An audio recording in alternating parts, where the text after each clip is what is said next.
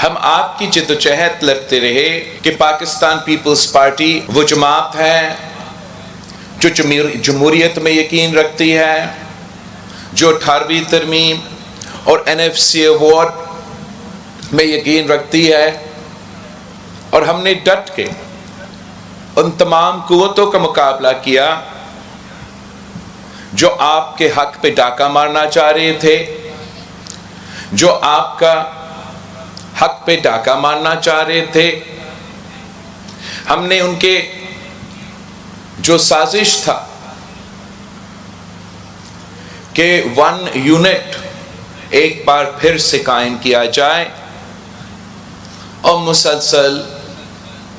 Selected लड़ाज चलते रहे, हमने मिलके उस साजिश को नाकाम करवाया।